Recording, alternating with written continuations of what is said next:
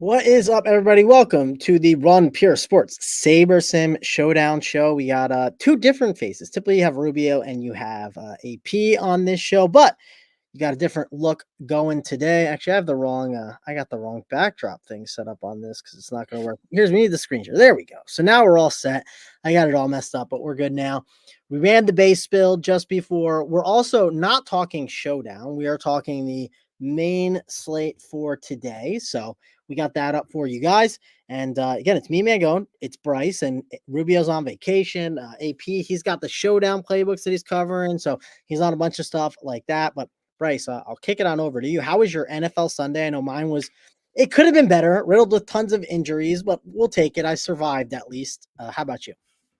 Yeah, I mean, it wasn't the worst.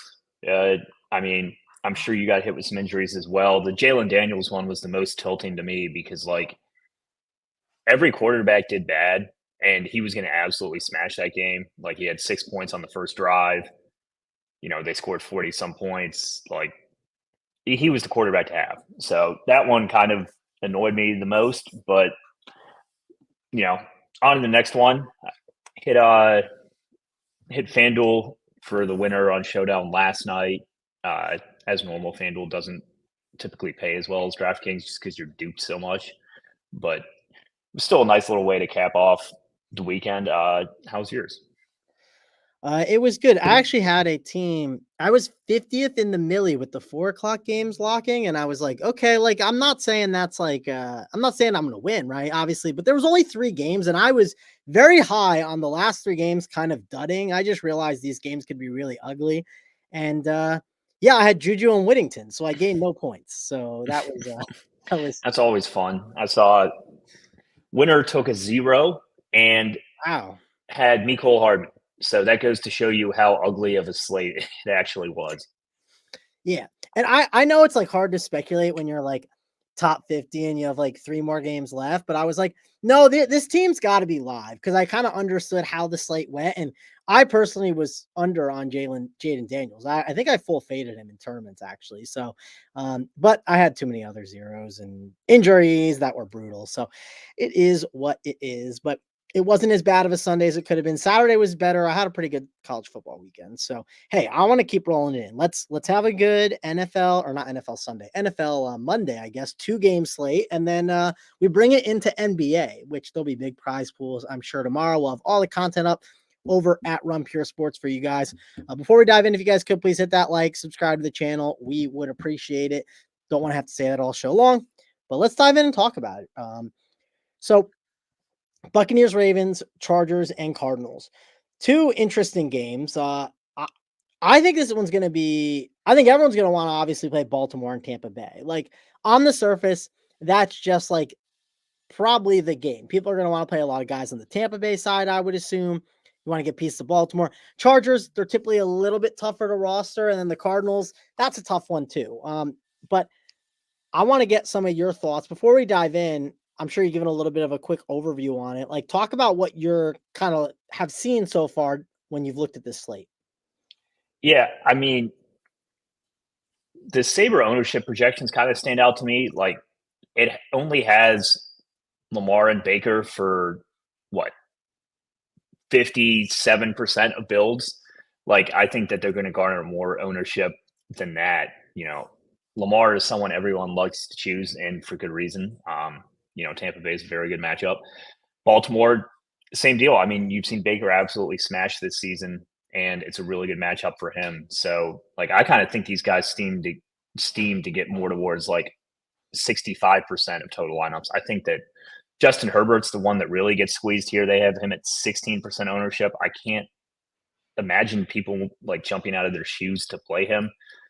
On 2 game slates, I really like to focus on quarterback ownership because like that's where your stack is going to be. I don't think you need to stack Lamar with someone, but on a 2 game slate, I think it's pretty improbable that like he won't have at least one pass catcher with him. None of them are expensive, so I think that like playing Lamar blind might be kind of a mistake, or naked might be kind of a mistake here. Same thing with Kyler. Like, I mean, his receivers are more expensive with Marvin Harrison, but he's only 6,500. I do think that Kyler garners ownership here. I think that Herbert's the one to get squeezed. You know, Chargers aren't really a passing football team. Like, they want to run the ball, and they're road favorites, which is kind of interesting. So I prefer to be over on Herbert here and over on the runners, and probably sell Baker to an extent. Like, he's up to 6,800. Like, it just seems like a little tougher of a spot for me. Noticing the Sims, like, you see these Chargers guys, you're getting a ton of exposure to them. So that's not the real quick. That's not the Sims. That's currently the base build of just like projections, right? So if you just ran like cash, like basically cash game type optimals, the only thing that is mixed in there is some correlation factors. But these are basically just like base projections of like what would pop out. And the Dobbins and McConkey values are clearly popping. I mean, Dobbins at 71% to me is pretty insane. I can't imagine I'll be over that on a 2-game slate here. Ladd, I don't think I'm going to get to 55% on him. He has been, like, his underlying metrics are very good. So I get him being chalk. Godwin, I mean, Baker just throws to him every play, and he's facing absolutely secondary that's gotten absolutely torched. So, like, all of these ownership projections are pretty much in line with what I would expect. McBride projects to be the tight end chalk just because, like, he doesn't break the bank, and, like, if you're not taking a shot on Auden or one of the Ravens tight ends, he's kind of the way to fill the position. I do think 2 tight end builds are viable on the slate, as you see. Like, even in this base build, we have Auden and McBride for 123% ownership. Like, that just goes to show you, like, I think 2 tight end builds might be kind of popular here. So something to take note of. I don't necessarily love 2 tight ends on 2-game slates. It typically seems to me that those builds are always overbuilt, but when you have the Ravens on the slate, that's just kind of the way it goes. Yeah, we'll obviously dive more into tight end specifically as we go position by position. We got Andres in the chat saying good afternoon, which it's close to afternoon, but happy to have you here and break everything down. Let's get the quarterback, and actually, let me do this. So we have obviously these exposures are the ones that we're getting to. If you just run the raw sims, I'll at least show what that's kind of popping out there for like the main tournament, the 500K to first, if you sort by ROI. And let's see like what changes there. I mean, I don't think a ton change. No, not a ton change. Still a lot of the good top plays up top, which doesn't surprise me. K-Dot popped up a little bit more, McBride, Connor, but we'll obviously make our own adjustments. We'll make another tab over here and make our own adjustments and run everything and see what it looks like. But let's go position by position. And you talked about quarterback already, and you talked about the Justin Herbert getting squeezed, right? 16%. I tend to agree with you. I don't think anyone is really going to want to play them. Of course, they're going to see Lamar, they're going to see Kyler, and they're just going to say, I assume one of these guys just breaks the slate, right? That's at least what I think people are going to see. They're going to see 2 running quarterbacks and say, man, one of these guys will get there. So that'll be where right now Saber has it as it looks like 60% of the ownership is on that. And then when you run everything else, clearly if you have Godwin and Evans who will just get ownership, people are going to want to play Baker as that stacking partner. I mean, maybe because Ladd gets ownership, maybe that's how Herbert does too, but I think these ownerships are pretty accurate right now. I think that's what you'll kind of see. At least the order. I agree with the order and how it's set up. We can make our own adjustments here. It sounds like you want to bump up Herbert. I like the idea of bumping up Herbert as well, just because he's going to get squeezed. It's not like we're saying we think he's the best play, no doubt, but we're just like looking at ownership and understanding, hey, Herbert makes some sense here on this slate. So, what kind of adjustments do you want to make to the projections here, Bryce? So, looking at the projections, can you go to the quarterback tab real quick? Yeah, I'm only on quarterback right now. All right, there we go. I'm just lagging a bit for me. Okay. I mean, I would probably just bump up Herbert to like what, 17? Yeah, I zoomed in. Like that. Yeah, we can Yeah. bump up to 17. I'm cool with that. We can put him, just so we know we made the adjustment. 17.01. So actually, I Yeah. typically do. I like what Big T system is. I typically do like the numbers where it's the same one. So I know I kind of did the adjustment for Yeah, the most. that would be pretty much the only adjustment I make. Everything else looks pretty good to me. Personally, I would prefer Kyler to Baker here, and that's a very slight lean, and that's pretty much what we have in line with Lamar being the clear top one. So yeah, it looks good to me at quarterback. Yeah, we also already have Kyler above Baker, and he's Yep. cheaper, right? So he's just going to pop over him. Basically, I don't know about no matter what, because Sims can get it counted, but it's definitely going to be a big bump. And there's Day Day. Good morning, Steelers Nation. Congrats on your win last night. I was on the Steelers train with you over the Jets, so I was happy to see it as well. So let me see if there's anything else we just should discuss with it. Like, for instance, like Lamar. Do you think that's a big enough gap between them based on the price, or do you think like lowering it makes sense? Like, because it sounds like I think at the end of the day, we're not going to want to fade Lamar, but we're going to want to be more even with the field, I bet. Yeah, that looks good to me. I mean, I probably want 35 to 40 on Lamar. Like, I'm never really one of the Lamar faders. I typically like tend to favor him over Henry. And like, I don't think there's going to be a lot of people playing Lamar and Henry together. So like, I think that's a pretty interesting way to get different. I would rather sell Henry than sell Lamar. Yeah, I do think it's I agree with you on the selling Henry thing, especially Vita V is there, and I know yes, Derrick Henry is different, but so is Vita V. Vita V is a huge problem, and I do think it's going to cause some issues. And Henry's ran pretty good to start this season. I think now, obviously, I think he's in the situations have been really good where they've been leading in a ton of scripts. I don't see that being the case here. Like, I'm not saying the Ravens are going to lose. I just think it's going to be a tighter football game where you're going to see a little bit more back and forth. This Bucs defense, they got a little bit healthier, and I'm a little bit of a believer in this Bucs defense tonight. I just think they're going to make it a little more difficult. I think the Ravens are going to put up points, but I think you'll see a good back and forth game between these teams. So, I'm with you. And when we get the back and forth game, I want to sell Henry. I want to be higher on Lamar. We'll see what that does when we kind of build out the teams. Let's get the running back. And you and I already talked about wanting to sell Henry. So we can instantly bump him down. Is a 2-point projection good at 8K, or should we go a little lower, higher? What do you think is a good number for you? Because I'm thinking 2 points.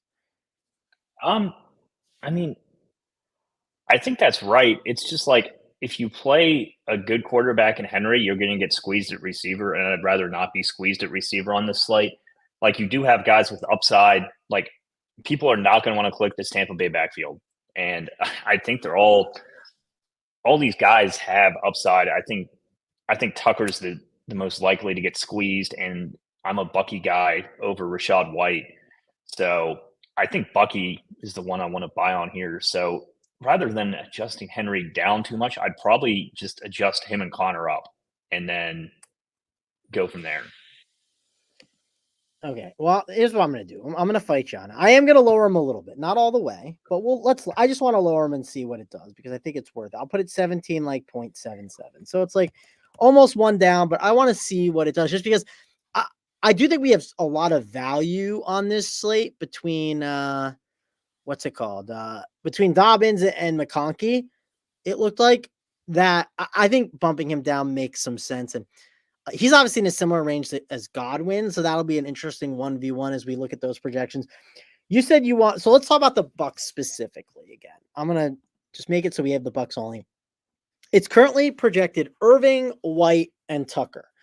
I do not think we're going to get a lot of these guys when we run stuff. Maybe the Sims will push it based on ownership. Irving is currently coming in 30%, White 13%, Tucker 1%. Especially with the questionable tag on White. I'm not saying I want to for sure like over project Tucker versus White, but I want to make the projections a little bit closer. I agree on Irving being being the number one projected play, but sounds like we want to bump him. So my suggestion would be, I think we bump Bucky Irving, and then I think we make White and Tucker's projections a little bit closer. Are you kind of aligned with that? Yeah, that's good with me. All right. So let's move this one up. We'll move Bucky up. We're gonna move White, or we'll just move Tucker up to like, I don't know, 7.11, and then we'll move White down to 8.66. So there you go. Got them at least closer. Is that a good enough? I think with the $700 difference, I think that's a good enough gap where we're gonna get more Tucker. So, all right, that looks good to me. You did mention, so obviously we like Dobbins. He's already projected so high. I don't even want to over project him. We're going to get a ton. That's perfectly fine by me. We made the Henry adjustment. Did you want to make any adjustment to Justice Hill, or are you fine with where that's at 4.8? Hill looks good to me. Yeah, I agree with the Tucker projection. I think we're kind of like in a good alignment, so I'm kind of okay with that. We can get the James Conner. He was a guy that you mentioned really quick. Trey Benson has the questionable tag. If Trey Benson did miss, I think that would even help Conner a little bit more. But again, I don't think Benson's cutting that much into him. As you can tell with some of these projections here with DeMarcado, DJ Dallas, they're not really a big factor. Sounded like you wanted to bump up Conner a point. Was that correct? Yeah, I like Conner in this spot. All right, we're going to move him up. Move him up at least a point. So there we go. Made some adjustments there. Let's get to receiver and talk about that. Receiver is definitely, I only have it on the Cardinals, but we talked about every single running back. We made the adjustments. So receiver is interesting. This is why I wanted to make sure to bump down Henry, because I can't have Henry projected above Godwin, but I want it to be at least close enough where Godwin is going to be, popping over Henry in the flex, right? That's what I personally think that's the correct way to go about it. I've been team Godwin all season. Haven't cared about the ownership. I'm not going to care about the ownership. So I'm definitely going to, make sure to bump up Godwin here. So Bryce, why don't you talk about how to handle Tampa Bay? Let's go by each team's receivers, because there's a lot to obviously discuss. Godwin, Evans, half the difference in ownership projection between Godwin and Evans. I still think Godwin's good chalk. I think Evans is a good play. And then we have Shepard and McMillan. McMillan was battling injury, came back now. Has Shepard leaped him? Is he worth taking a shot on? For me, I'm not loving these Tampa Bay receivers, but those are opportunities to get different using these guys. Yeah. I just think with this projections, like, I don't think you're going to get enough Edwins compared to Godwin. Like Evans is still like a big play receiver, in my opinion. I mean, Godwin is obviously the clear number one now, but I think that 4-point disparity is a little much here. I would probably prefer to bump Evans at least a point. And then I do think that taking shots on Shepard and McMillan are like ways to get different. Like, we have them at 3%. We have them at 0.5%. Like, all it takes is one play on a slate where you're going to need salary like this to get there. And, one of these guys is going to be on the field. I would lean towards it being Shepard. I'm not sure if you have a take there, but that's my initial kind of inclination. Yeah, I'm just with you on I don't think I need those guys today. I think there's other ways to get cheap and different with it, but yeah, I'm with you. It's, if I had to pick, I do think it's that team, right? That's what I would kind of go with. So we'll go with Shepard if we have to. That would kind of be my thought process. And back to the Godwin versus Evans thing, which I've been high on this since the preseason. I mean, the new OC on the Bucks, he spent his time with the Rams and working with them. And that was when Cooper Kupp was playing that slot role. Chris Godwin is playing the Cooper Kupp role. I don't think everyone realizes that. And I get it. He's one of the higher owned guys in the slate, but that role is too valuable where I'm going to continue to just pepper Chris Godwin the rest of the season. So that's the Bucks receivers. We'll go on to the next one. We'll talk about with the chat a little bit. Tim's wondering where AP is. If you want AP stuff, he's on both the Showdown playbooks, the NFL playbook. I mean, he's doing 3 playbooks today. So he asked us to come in for relief. Rubio, he's on vacation. So we're just here for the next, for this game. And then I think AP will be back on Thursday with Bryce, unless he's, knee deep in NBA and too much stuff and needs some help. So that's where AP is. Chris is saying team condom. I don't know who that's referring to. Well, what plays we were discussing. Maybe he thinks Chris Godwin's a condom play, but he's not anymore. I promise you that. Sean's looking for some player props. I do have one. I had a couple props that I put out for a video. I like Ladd McConkey's over on receiving yards. That was one of them that I bet at 52.5. And then what are the other ones? I had a under on Kyler Murray's rushing at 33.5 rushing yards. It just graded out pretty good. So I did that. I also did Rashad White's under on receiving yards at 14.5. You might be able to get 16.5 at other books, but for the pick six stuff, I only could have the 14.5, and I like betting on his under. And then I also had Mark Andrews over on receiving yards at 28.5. So those were four that I'm giving out in a pick six video. So there you go, Sean. Bryce, do you have any props for the people today? Snyder was posting about Lamar yards earlier passing. Set at 230. I think this is a pretty good spot for that to go over against a leaky Tampa Bay secondary. Yeah, I'm with you. I think the game's competitive. Like I was debating if I kind of think the Bucks could cover tonight. Just the 3.5. Like I think the Ravens do win, but I think it's going to be a good game. So that's kind of where I'm at with it. But I like the Lamar over, and Snyder's in the chat preaching the over as well. So, all right. We talked about the Bucks receivers. Let's get to the Ravens. Let's just get the Ravens receivers out of the way. Zay Flowers' role is awesome right now. Like, he is someone that I want to keep buying on, and I actually think it's not a bad spot to bump up Zay Flowers a little bit. I would lean we bump him up. Rashad Bateman is another value that I don't think is bad. You could obviously make the case Nelson Aguilar could catch a random one for sure, but I like the idea of bumping both these receivers. It sounds like because we both like the over on Lamar's passing, it might make sense to bump up both these receivers. What's your thoughts, Bryce? 100% agree. All right. What do you like these Ravens guys a lot? What do you think is the number to bump them to?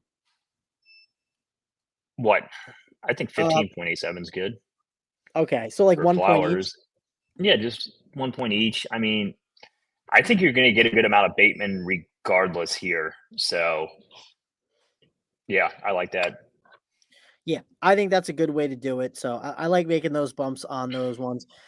Okay, let's get to the next one. Chargers receiving core. That's a blast to discuss. And there's definitely plays to discuss here, right? Ladd McConkey, good role. Keep in mind, Quentin Johnston is out. I'm not saying Quentin Johnston is this amazing receiver, but that's going to help us value-wise in DFS. We're going to have to consider some plays. Josh Palmer. He's been up and down this year, but I think he had some tough matchups. I'd have to pull it all up, but I don't think it's a bad spot for Josh Palmer here. And then it depends what you want to do with these other receiving options. I wish I had the numbers up on Simi Fehoko and Darius Rice and what kind of work they've gotten. I believe Fehoko has been the guy that's gotten a little bit more work. So I think he's the lean, but he's got the questionable tag. So does Davis. There could be other players called up. I don't know if a Jalen Reagor is going to be called up.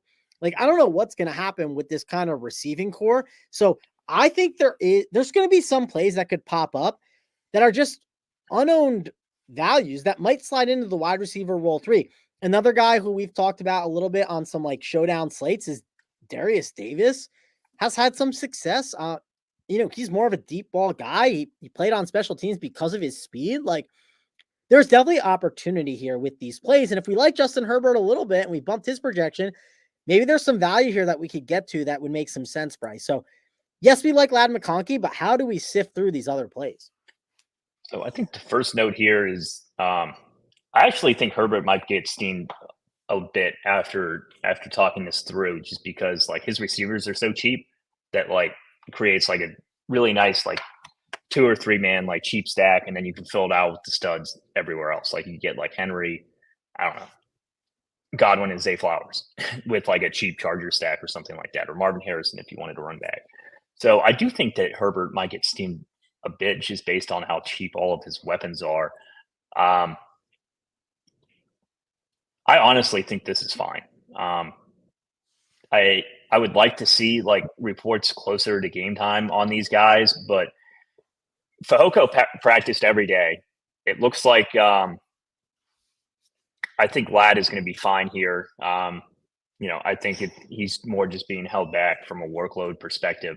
Davis popped on the injury report on Saturday due to a hamstring injury, which I never love to see. But he's 3K. I had enough of the questionable receivers yesterday to just kind of not want to deal with it today. But I think all fine with Davis being the question mark. So, I mean, you're going to get a lot of these guys regardless. I think I'm okay with no projection changes on any of them. If you're like MMEing today, and like let's say you're playing a lot of lineups, my best advice would be, if you are getting, let's say you're getting 25% Simi Fehoko, okay? I guess he is coming in at 25%. So let's say you're getting 40%. You don't need to have 40% of him. I would either go even with the field or go slightly overweight or even slightly underweight and then get exposure to like some of these other guys, right? Like, I mean, Brendan Rice, why couldn't it be him? Get 5% of him. Mix and match some of these guys just because you don't know who is going to be the guy. So is that typically what you do in these kind of situations when it's unknown and everyone's gravitating towards one play? Why not? Unless it's like a clear, absolute lock button play, why not take some shots on these other unknown quantities, especially when the option is Simi Fehoko? Yeah, 100% agree there. Cool. Well, that's pretty good there. Let's get to the last one, the Cardinals. Oh, the Cardinals have been tough for sure. Marvin Harrison Jr., obviously going to be a pretty fun option to watch for like the next 10 years. But the question is, how will he be today? Because this Chargers team loves to grind the clock and run the ball against teams. On top of that, they have a good defense. He is going to get ownership, but the question is how much? I don't know if you want to adjust his projection. Also, Michael Wilson has definitely been more successful than Greg Dortch this season. I've been a Greg Dortch guy, and it hasn't been great for me this year on that end. Zay Jones, I believe he's back. He was suspended, but I doubt he's going to be mixed in that much early on, but I'm not sure. But regardless, Harrison Jr., Wilson, and Dortch. These are three options that I think they have the ability to be on the winner, but it does feel like a bit of a roulette wheel in Arizona. So how do you want to attack these Cardinals receivers? I would probably bump Marvin Harrison just because, like, with this projection, you're not going to get like hardly any compared to like Evans and Godwin and Zay. So like, I think he should be below those three, but like not to the point where you're not playing him, if that makes sense. So he's actually based on these. So let's move Evans. We'll move Evans up a little bit. We should have him over McConkey. I think obviously, that's a little egregious. And we'll put him down here. So that way the order of the receivers is a little bit better. I think that makes a little bit more sense. So, yeah, I like the Marvin Harrison Jr. bump. What did you say about Wilson and Dortch? I mean, with Zay Jones coming back, it makes it tough for me to buy too heavily on any of these guys. I think that Wilson would be my buy over Dortch. I think he's kind of like the wide receiver 2. And then like the wide receiver 3 stuff, I think is super up for grabs between Dortch and Zay right now. I would lean it towards being Dortch and not Zay, but I think this is an interesting spot to buy on Zay just because he's projected at 0.5% ownership. Like if he does like have a significant role on this team, at 4,500, I don't think anyone is going to be playing him. So like, it doesn't. I'm not saying to go like 20% Zay or anything, but even if you wanted to go like 5 to 10% Zay or like whatever projection gives you that, I think that's a pretty interesting proposition. Yeah. Well, I made some adjustments on it. I'm sure we'll get some just because when the way the Sims do it is, as long as you make it close enough, even if a guy's projected or higher price, the Sims will mix it in. So I think that was a good adjustment to Zay Jones there. Yeah, we don't want to mess with Pascal and Weaver. They don't seem necessary. If you want to take shots, I don't think they're playable. I think if you want to really take like the shot on roulette wheel type of plays, it seems like you want to do it with Zay Jones or the Chargers receivers. Not as much. I would add Sterling Shepard to that bucket for me at least. Yeah, just kind of the guys that you think can get wide receiver 3 reps, like because like I don't know the number like the top targets on each team are cemented, but I think there's room for like weird stuff to happen behind them, obviously. Yeah, there's definitely room for it to happen. And like, like I said, we're going to make a run here and see what happens.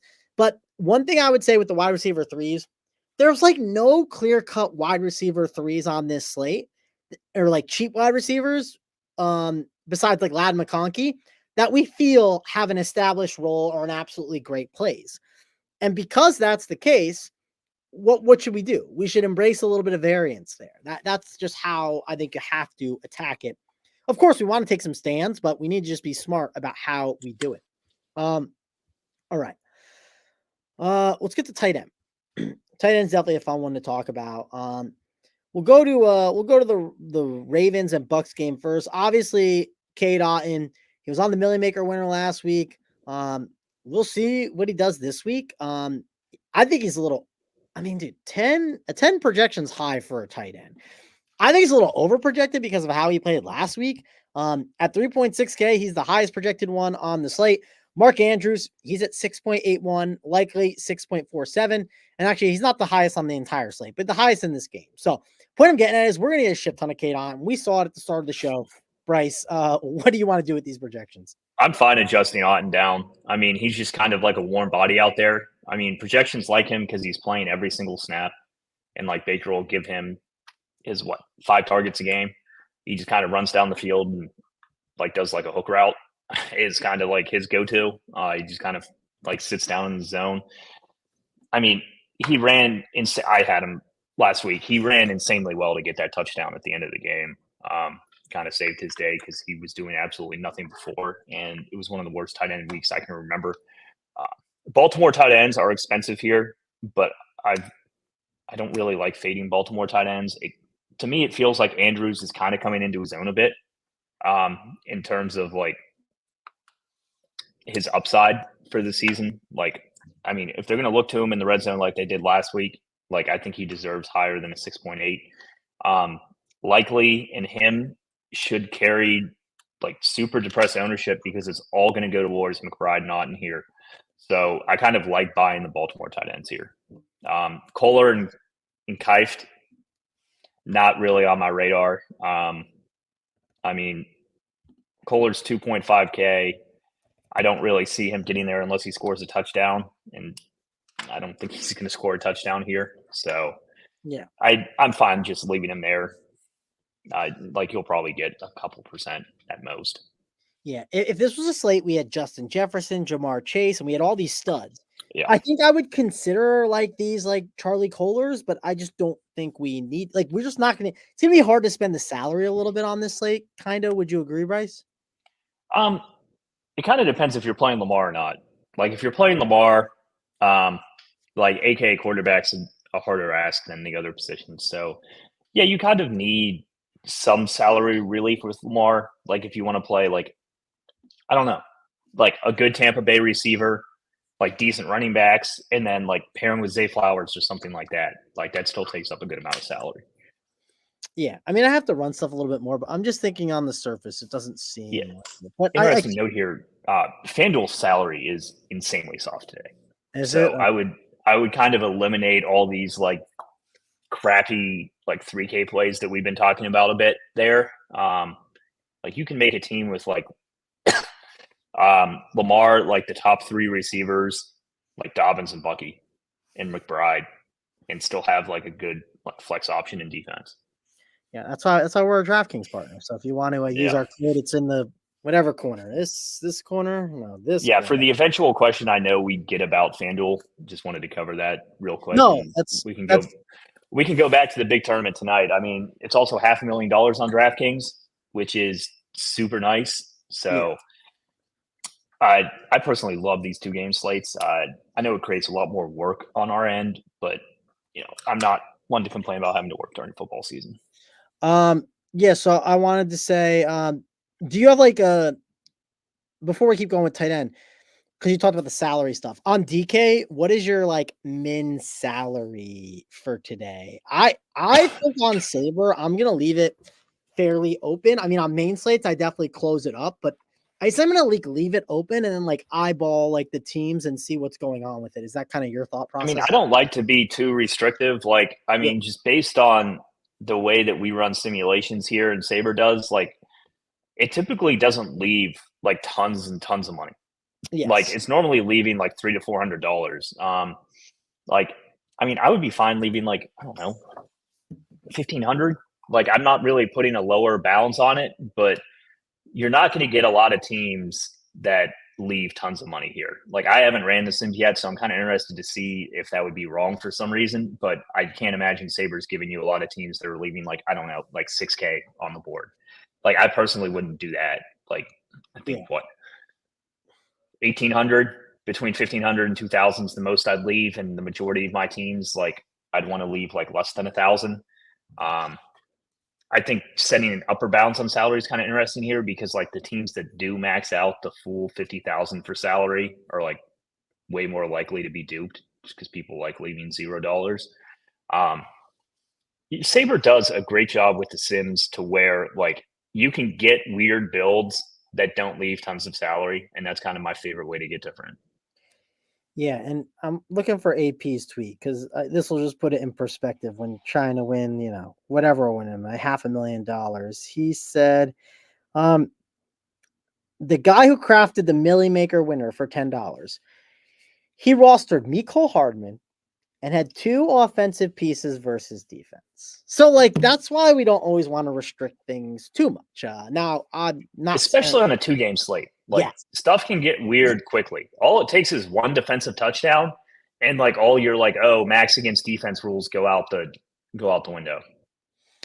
yeah. So that's all we're saying. So I don't think you need to like put those restrictions. I just don't think they're necessary on this slate. So, all right. Let's see. Oh yeah, we're finishing up tight ends. Let's go to the last game. Chargers, Cardinals. All right. Trey McBride. I feel like we're waiting for any tight end to break out, it feels like, but maybe Trey McBride will break out tonight. Tough matchup though. Nah, the Chargers aren't easy for sure. And then if you want to punt tight end or at least get cheap, Will Dissly is definitely there and someone that I think you can consider for sure. We Oh yeah. talked about how banged up this Chargers receivers are. Well, maybe it's a Will Dissly spot, or maybe it's a spot where they go more two tight end formations. And then I don't even know who would pop up.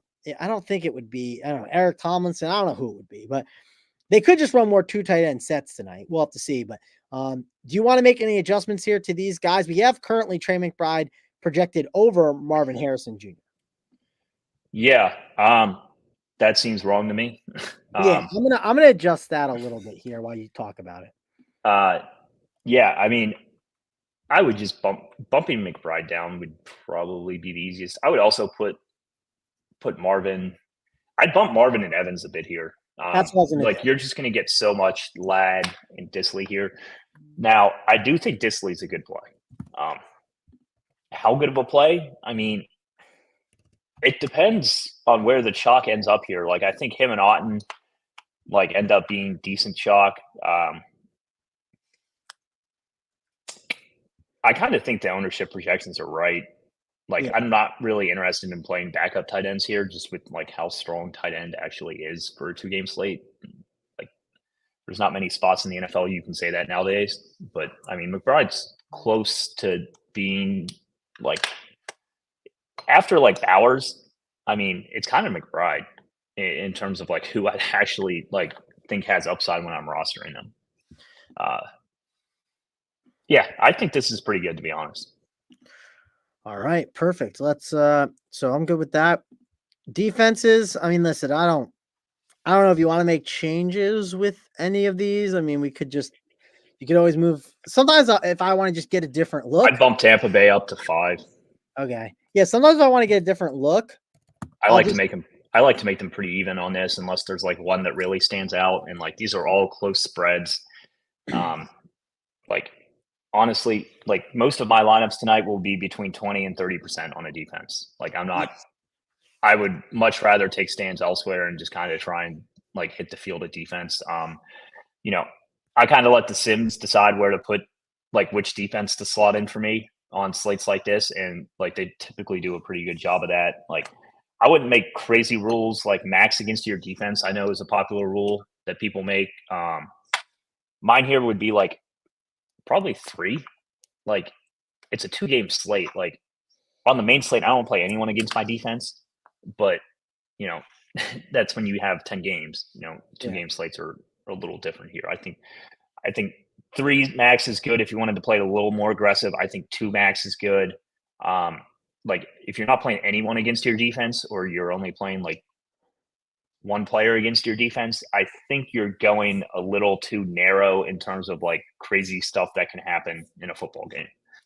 Yeah, I typically when I run my defenses, I see like how much I'm getting, and if I want to even it out, if I'm getting like let's say I'm getting 40% of the Ravens defense, I'll just set a max at 30% after it's all done and ran, and I'll just like that, but I'll do that towards the end, right? I don't want to like mess up the optimizer too much. So, all right, we'll give this a run here. See if there's anything else I have to do. No, give this a run. We'll see what the Sims are doing, and we'll go from there. Sounds like a lot of people agree with us in the chat about the defenses and just not really wanting to mess with them too much here on this slate. Lee says the pairing of Otten and Disley is going to be super popular. Do you notice that, Bryce, or no? I mean, if you need to save salary and you want to spend up, yes. I also think that McBride is going to be very popular. Like, I think that 2 tight ends is going to be a popular build today, as we kind of highlighted earlier in the show. So that's why I like these Ravens tight ends. Like, I mean, Lamar loves his tight ends. Like, you can easily see one of these guys outscoring the rest of them. Yeah, Deeg said it here. He likes the ceiling for likely. Sick Mamba is wondering, and I'll pull it up so he can see. Sims are almost done running. The set core column, why can you not do that? It's a back end thing that like only like a couple of people at RPS can really do. So it's more so like if Big T wanted to be like, here's my core, he can like set the core and stuff. So, yeah, so he can like highlight plays. It's not affecting anything that you're doing in Saber. Yeah, you don't need in terms of like lineup output. Yeah, that's not something you can even be offered. It's like more for us to put where like Bryce could be like Lamar's my core and then like put, hits that and then hits save and it goes through. But so that's what it's for.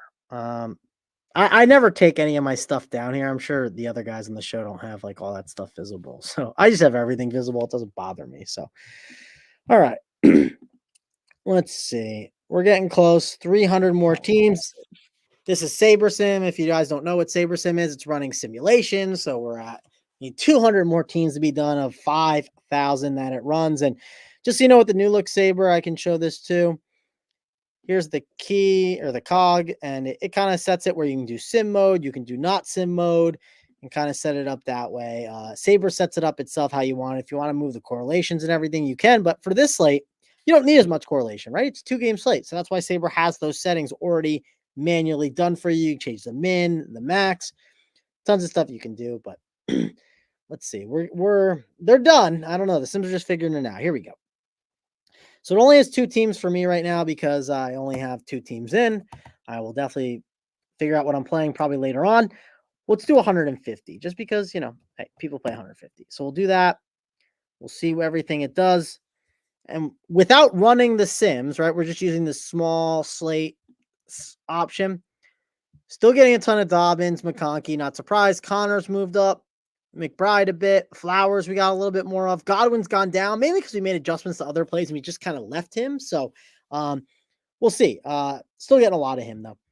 Curious what the simulations do. So now we're going to click Run Sim. So hit the little wizard thing, and the magic 8 ball is going to figure out what's the best for us, and we'll, trust whatever it says. Bryce, what were some of the things you noticed? I'll pull it up so you can see it with some of the ownerships we saw on the base stuff. I mean, it's going to jam these cheap charges.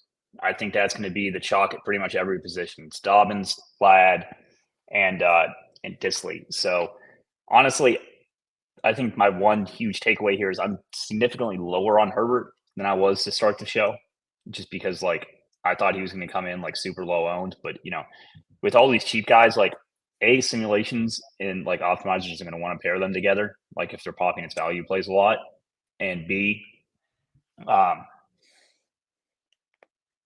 think these guys might go a little over-owned here. Like, I know the Chargers offense is pretty much free, but like if you're trying to win like 500 grand, you got to get different somewhere. Dobbins and Ladd will be in my cash team, like all of the cash stuff up on the site later. Maybe not pairing them together so much. Like I kind of let the simulations decide all that, but I would probably bump the other quarterbacks a bit. Can we go to quarterback exposure real quick? Yeah, I'll go through. We'll go through it. We'll go through it here. Let me. Okay, so it's sorted by the ROI. Let me make sure it's just on. We'll just put it on the 500K one. We'll go through each position and see. So, what I typically do when we do that is I'll go by position here, just because if you go to like receiver here, it's not gonna be the same because of the flex. It messes it up. So I just go here. Let's click quarterback. So quarterback, Lamar 37, Herbert 33, Murray 16, and Mayfield 12%. And we bumped only Herbert there, Bryce. Yeah. What if we returned Herbert back to his original projection? Yeah, I think we might have to run it. I'll just hit apply and see what it does. Yeah, I think we have to like run it again. So yeah, it would. So we don't have to run them again for you guys, but I personally wouldn't bump Herbert, and that's like it's also giving us extra chargers on these runs because we had bumped Herbert. So like it wants to pair the guys together. So that's after kind of talking it through, that's something I personally am not going to be doing here. Like I still want Herbert as my lowest owned quarterback, and like these guys are just so cheap that like if you give him a good projection, the Sims are going to give him ownership. Yeah, Lee, I also want to call this out. Like these projections get changed like throughout the day. Like they just put up a base thing and like they made an update at like 7 a.m. But they're gonna iron it out as the day goes on, right? As props and money flows in, as they kind of look at different things, they are going to definitely change it. So I'm not saying like the projection here is for sure right, but it could be. I mean, this could stay. Ours and Saber's stuff automatically updates all day. Like Saber's constantly running updates. So like I personally build my file like right after inactives come out. Yes. Like to give it the most time to like have the most up to date information on projections and ownership. So like I would take some of this stuff with a grain of salt. And one of the reasons Baker was so low is because we had bumped Herbert up. So that was like actively taking away ownership from Baker. Yeah. So I'll just put him at the. This didn't change. I'm putting him back at his old projection, but yeah. All right, let's look at all the other ones and see what else is doing. Then we'll get on out of here. But okay, J.K. Dobbins, 88%. I mean, he's going to be on so many teams. The point that you said about McConkey and Dobbins that I wanted to get to, if I wasn't using like Sims and I was building teams with an optimizer or by hand, like I think you can play Dobbins and McConkey together. But if I told you need to get different really quickly, one way to do it is just not play Dobbins or McConkey together. You could like, if I was hand building like 10 teams, maybe 2 of them would have McConkey and Dobbins together. And then maybe like the other ones, like the other 8, it's like, okay, 4 have McConkey and 4 have Dobbins. And so they don't cross paths as much to give you more unique combinations. Does that kind of make sense, Bryce? Absolutely. Yeah. So that's kind of how, again, it's not the perfect way to do it, but I'm just saying if you're someone that's hand building, you don't have SaberSim and you're looking for other ways to do it, those are just ways I think you'd be able to kind of do those things. James Conner's bumped up there like we talked about. Derrick Henry, Bucky Irving. We had a little bit of Sean Tucker. One thing to also note, when you go to uniques and you like move them around, watch it. Now the ownership visibly changes. So one thing that I do when I mess with it, if I don't like one unique, I might change the uniques to see if it gives me a better exposure that I like, or maybe I'll set like a max on someone that could change that. Bryce, how do you handle if you ran stuff right now? How do you handle like if I want, I only got 3% Sean Tucker, maybe I want 6% Sean Tucker. How do you kind of do that? I would just kind of adjust. Like I'll typically do a couple runs, mainly adjusting projections and uniques. As you said, like. Yeah. I personally don't like to have like, the same team with like one-off guy every time. So like I'm always playing like 2 or 3 uniques at least on a 2-game slate. I'd probably play 3 uniques is typically what I do. Yeah, I definitely tweak around with it. And some people are like, oh, I always want to do this unique or that unique. For me, it's like what makes my exposure look the best. Every slate is different. And of course, it's rare I'm going to be using like something like 7 uniques. Like that's crazy. But and one of the Saber rules I know they talk about is they'll be like, if you go down to 6 uniques, like that's too many. Yeah, there's not enough teams, right? Because of how many I'm playing. That's one rule of thumb the Saber guys would say. So they would say do they would say do 3 uniques, because once you go to 4, you run out of teams. That's like if you asked, the guys that run SaberSim.com, that's what they would tell you. So yeah, I think 3 uniques is correct here. 2's doable as well. I think 4 is too many and 1's not enough. Yeah, it sounds like we're on board with that. I still have it at 1. Just to see, we'll move it back to 3 in a second. So McConkey 76, Godwin we have a lot of. All this looks good. The problem is not enough spread out exposure down here, which I think 3 uniques will fix. So let's do 3 and then see what it does. Yeah, see, and I like watching it in real time, to be honest, see what it does. It popped in Sterling Shepard a little bit. Maybe we'll adjust that with the Simi and Wilson, but that just takes adjusting your projection, right? You have to run it again, move Shepard up to 5.5. That doesn't work. Move him up to 6.6. Just kind of see how it shakes out. And of course, we got Flowers up there. Flowers seems like the guy that, based on our projections, we changed. He's one of our bigger buys. Yeah, I mean, we like Lamar yards over. Like, I like Lamar in the pass game here. I mean, the Bucs defense is a run funnel, so like I personally love playing guys like Lamar in this spot. And if you play him, I saw we had a question earlier about playing Lamar naked with like Evans and Godwin. I would personally get in like a cheap like Raven in that scenario. Like, I don't think you have to play Zay with Lamar. Like, I mean, Lamar can easily smash without Zay.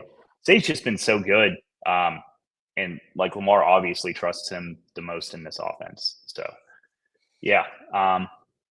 Yeah, on these slates, I try to look at like unique combos that could make sense. And I do think the Lamar naked thing, it could work, but like to the point of he has to run for like 102. Yes. Is the way it works. Yeah. And that's totally doable for him. All it takes is him to bust one and then like him to vulture Henry at the goal line, because I think Henry's the goal line back there now. Yes. I don't think there's any doubt about that. So, I think it's a little less likely than in seasons past, just because Henry's there to vulture TDs from him. Yeah. But yeah, I personally will be playing Lamar paired. I don't think you need to go crazy on the pairings, but like I think a weird pairing of like Bateman, Andrews, likely, even if you only want to do it once, or like run one of them, I think that's totally fine. Yeah, one thing I always like to talk about, and you mentioned it on the show already, is just making unique teams. And like, for instance, on Showdown, and I know this isn't a Showdown show, but like you had that team that had like, I think you had like all those Jets and you didn't have Rodgers on it, right? You know what I mean? And like, that was like a unique combination that like, just, you're clearly going to get less dupes, right? Yeah, like FanDuel last night I won. It was Breece Hall captain with no Jets. Yeah. And 4 Steelers. So like, that's the type of stuff that Sims give you that like, I don't particularly like to like, I don't know if a human's better than a computer at doing that. Like, I might be better at analyzing a game like this and like manually bumping or lowering projections, but like in terms of roster construction and like how often you think a 4-1 would hit with like an isolated captain, that's a little more up to computers than humans. Correct. Yeah, we'll go to tight end real quick. Tight end, we got a lot of McBride, Andrews, Disley, Likely, and Otten. And that's with the uniques. That makes sense. There's like nothing else stupid being shoved in there, which I think actually is smart. I personally would not go like crazy at tight end today. I think this pool is like really nice, to be honest. Like there's so many good tight ends and you never get to say that on a 2-game slate. And like, they all work great as pairings. Like, you have a cheap one, you get mid-tier guys, and then you get like the top end of McBride. Yes, agree. And then let me look at flex, because I'm curious, like, yeah, so McBride is our highest home flex. We get Disley in the, so we get the tight end ones. I know you don't love the double tight end ones, but those are things I'm okay. Like, because like maybe you need a tight end in the flex. Like, say you need like a Disley build to like fit the rest of the pieces. Like I think on this slate it's more viable. Yeah, like where is it? So let's click a Disley build and see what it looks like. A Disley build: Herbert, Henry, Dobbins, Evans, Flowers, Palmer, McBride, Disley. Yeah, I mean it's a good team. So I don't doubt that one. The ROI is good. Yeah. So that's definitely something. Takeaway, definitely there's a little bit more tight ends in the flex. I mean, we kind of thought that would happen, but I think more than we thought, and that looks good. Defense. This isn't bad. I mean, could it be? I would be okay with this. Yeah, same. Like it could be better. Like, yeah, I'd maybe rather the Chargers at 20 and then like the Cardinals and Bucks bring them both down to 28. But yeah, I mean that's me being nitpicky. The Chargers are getting squeezed because of the salary. Yes. So overall, that's the show. I think we did a good job. We can give a play of the day out and then we can get on out of here for the people. But overall, I think it's been a good show. Play of the day is going to be a little tough because, I mean, you love to try and give like a lower round one, but it's not that easy on this slate. So, Bryce, I'll let you go first, though. Give a play out that you really like. We can't really account for ownership too much. It's a 2-game slate. Oh, I'll go with Lamar as my play of the day, and then like the weird pairing for him, either Likely or Andrews. I think these tight ends, like with the Sims jamming in, like the rest of these tight ends, I really like these Baltimore guys. Yep, think that makes a lot of sense. For me, it's yeah, I think it's gonna be Zay Flowers. I like Zay Flowers a lot. I think it's a really good. We like the Ravens. I like that. Yeah, we like the Ravens. The reason why I like the Ravens pass game, like we talked about, I think the game's competitive. Snyder, don't get mad at me. Thank you for saying it's a great show. I think the game's competitive. I think the Bucks hang in there, make it a good game. I don't think the Bucks win though, Snyder. I think the Ravens, I think they win by a field goal. It'll be a really good game. So I'm calling Bucks cover and Ravens win. So there you go. Don Yeezy, thanks a lot for hopping in, or not hopping by, coming by and saying hi to us. We appreciate it. But that is going to wrap it up for the SaberSim show. We'll be back on Thursday talking about whatever the Thursday night football game is. Sure, that will be a good time. But for me, Mangone and Bryce, we will see you guys later.